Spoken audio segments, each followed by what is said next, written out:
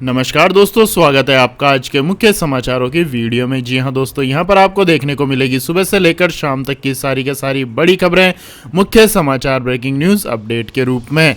तो दोस्तों आपसे रिक्वेस्ट है इस वीडियो को ज़्यादा से ज़्यादा लाइक और शेयर करें। तो दोस्तों जानते हैं आज की पहली बड़ी खबर।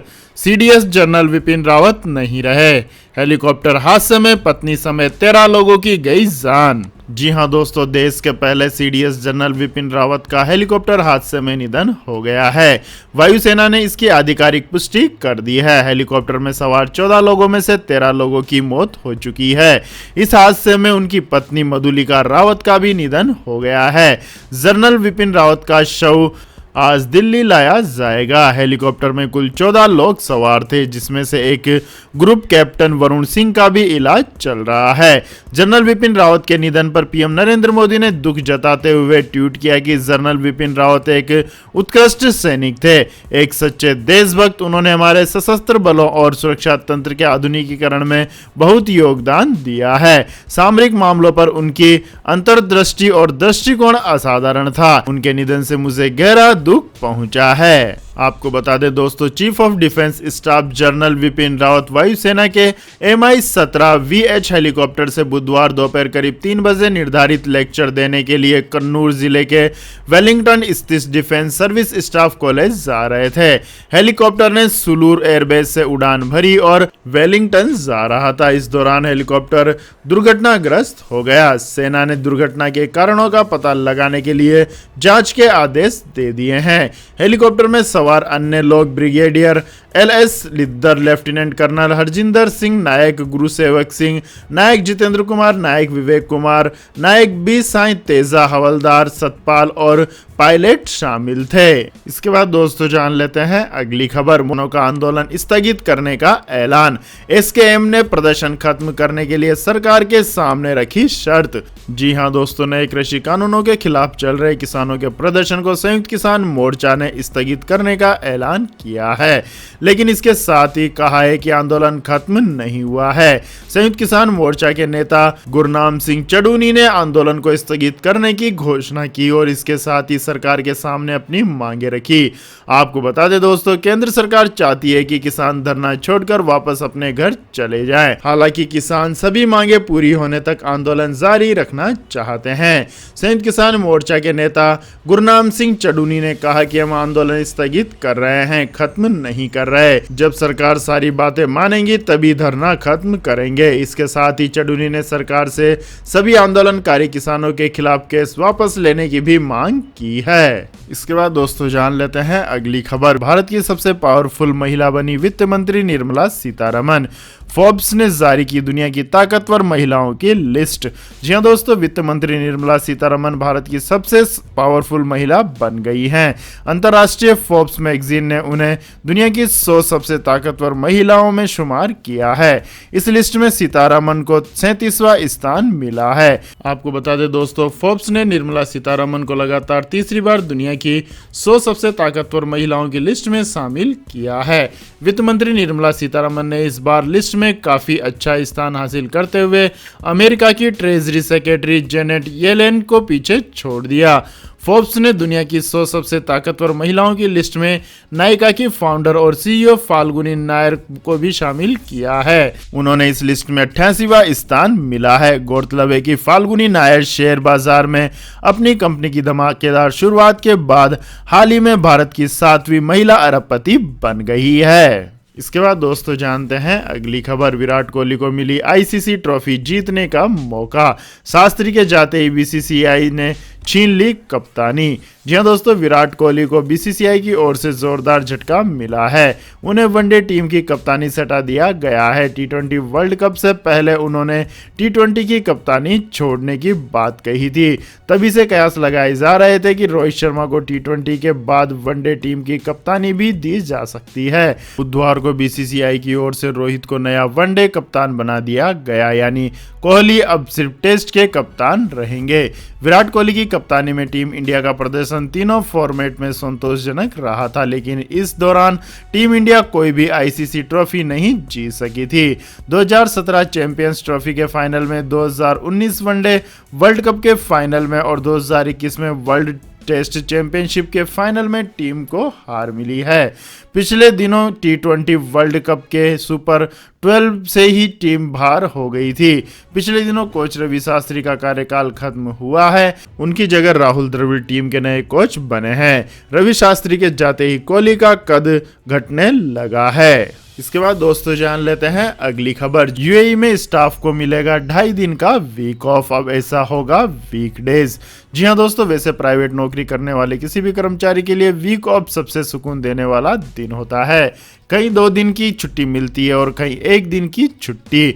कुछ देशों में हफ्ते में 4 दिन काम और बाकी 3 दिन छुट्टियों का प्रावधान भी है। इस बीच संयुक्त अरब इमारात ने अपने भारतीय कर्मचारियों के लिए ऐसी ही खास सुविधा लेकर आई है। अब कर्मचारियों को हफ्ते में सिर्फ 4.5 दिन ही काम करना होगा।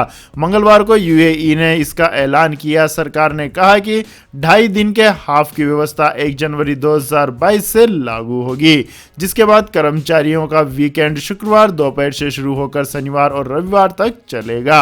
अभी तक यूएई में वीकेंड शुक्रवार और शनिवार को होता था, जो अब शनिवार और रविवार को होगा। यूएई के मंत्रालय स्तर के कर्मचारी नए साल से 4.5 साल पहले के हफ्तों को अपनाएंगे। इसके बाद दोस्तों जान लेते हैं अगली खबर। चीन के रोवर को चांद पर दिखी रहस्यमयी झोपड़ी, फोटो देखकर वैज्ञानिक रह गए हैरान।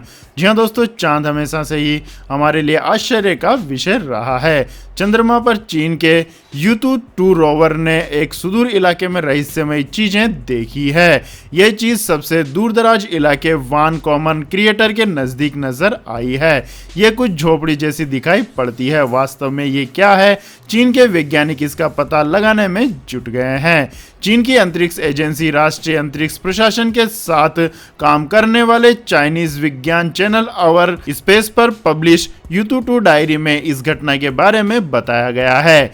इस डायरी में कहा गया है कि Yutu-2 ने चंद्रमा के उत्तर में क्षितिज पर एक घन के आकार की वस्तु को देखा। यह वस्तु नवंबर में मिशन के 36वें चंद्र दिवस के दौरान लगभग 260 फीट दूर थी। आवर स्पेस ने कहा कि हमने इस वस्तु को रहस्यमयी झोपड़ी का नाम दिया है। यह नाम सांकेतिक है क्योंकि हमें पता नहीं है कि यह क्या है। Yutu-2 मिशन से जुड़े वैज्ञानिकों ने भी इस रहस्यमयी वस्तु पर आश्चर्य जताया है। उन्होंने कहा कि अगली 2 से 3 चंद्र दिनों में इस पर रोवर को क्रेटर से निकालकर उस रहस्यमयी वस्तु के करीब लेकर जाने की कोशिश करेंगे। इस समय क्यूब के आकार की इस वस्तु का नजदीक से तस्वीर मिल सकेगी। इसके बाद दोस्तों जानते हैं आज के मौसम अपडेट्स। तो दोस्तों आने वाले 24 घंटों के दौरान तटीय आंध्र प्रदेश, तमिलनाडु और केरल के कुछ हिस्सों में हल्की बारिश हो सकती है। वहीं पश्चिमी हिमालय पर छिटपुट हल्की बारिश और बर्फबारी संभव है। भारत के गंगा के मैदानी इलाकों में मध्यम से घना कोहरा बढ़ने की संभावना है। अगले 2 दिनों के दौरान उत्तर पश्चिम और मध्य भारत में न्यूनतम तापमान में 2 से 3 डिग्री की और गिरावट आ सकती है। आपको बता दें दोस्तों, जम्मू कश्मीर और आसपास के इलाकों में पश्चिमी विक्षोभ बना हुआ है। वहीं एक चक्रवाती हवाओं का क्षेत्र महाराष्ट्र तट के पास पूर्व मध्य अरब सागर के ऊपर बना हुआ है। एक और चक्रवाती हवाओं का क्षेत्र पश्चिम बंगाल और बांग्लादेश के ऊपर भी बना हुआ है। इसके बाद दोस्तों जानते हैं आज के सोने और चांदी के भाव। तो दोस्तों सोने की कीमतों में बुधवार को तेजी देखने को मिली। दिल्ली सराफा बाजार में गोल्ड की कीमतों में तेजी के साथ बंद हुई। आज सोने के दाम में 177 रुपए की तेजी देखने को मिली। तो वहीं चांदी की कीमतों में 1112 रुपए प्रति किलोग्राम की गिरावट रही। राष्ट्रीय राजधानी दिल्ली में सोना 177 रुपए बढ़कर 47,267 रुपए प्रति 10 ग्राम हो गया। वहीं चांदी 1,112 रुपए की गिरावट के साथ 60,533 रुपए प्रति किलोग्राम पर पहुंच गई। इससे पिछले कारोबारी सत्र में सोना 47,090 रुपए प्रति 10 ग्राम पर बंद हुआ था। तो वहीं चांदी 61,645 रुपए प्रति किलोग्राम पर बंद हुई थी। इसके बाद दोस्तों जान लेते हैं अगली खबर। ट्रैक्टर खरीदने पर सरकार दे रही है 50% सब्सिडी। जी हां दोस्तों, केंद्र की मोदी सरकार ने किसानों की आय बढ़ाने के लिए लगातार कोशिश कर रही है। किसानों को आर्थिक मदद देने के लिए सरकार लगातार कई योजनाएं चला रही है। किसानों को खेती के लिए बीज, खाद के अलावा कई तरह की मशीनरी की भी जरूरत पड़ती है। किसानों की मदद के लिए केंद्र सरकार ने ट्रैक्टर खरीदने पर सब्सिडी देने की योजना शुरू की है, ताकि ट्रैक्टर की मदद से ज़्यादा पैदावार कर सके। इस योजना को पीएम किसान ट्रैक्टर योजना के नाम से जाना जाता है। दरअसल किसानों की आय बढ़ाने के लिए सरकार प्रयासरत है। इसी क्रम में सरकार ने खाद बीज ट्रैक्टर योजना को शुरू किया है। किसानों को खेती के लिए ट्रैक्टर बेहद जरूरी है, लेकिन भारत में कई किसान ऐसे हैं जिनके पास आर्थिक तंगी के चलते ट्रैक्टर नहीं है। ऐसी विकट परिस्थितियों में वे ट्रैक्टर किराए पर लेते हैं या बैलों का उपयोग करते हैं। ऐसे में सरकार किसानों की मदद के लिए योजना लेकर आई है। पीएम किसान ट्रैक्टर योजना के तहत किसानों को आधे दाम पर ट्रैक्टर मुहैया कराई जाती है। किसानों को ट्रैक्टर खरीदने के लिए केंद्र सरकार सब्सिडी मुहैया कराती है। इसके तहत किसान किसी भी कंपनी का ट्रैक्टर आधे दाम पर खरीद सकते हैं। बाकी का आधा पैसा सरकार सब्सिडी के तौर पर देती है। इसके अलावा कई राज्य भी किसानों को अपने अपने स्तर पर ट्रैक्टरों पर 20 से 50% तक की सब्सिडी मुहैया कराते हैं। तो यह थी दोस्तों आज के सभी महत्वपूर्ण बड़ी खबरें। और दोस्तों बारी आती है आज के माइंड क्विज क्वेश्चन की, जिसका जवाब देकर आप बन सकते हैं एक शानदार उपहार के विजेता।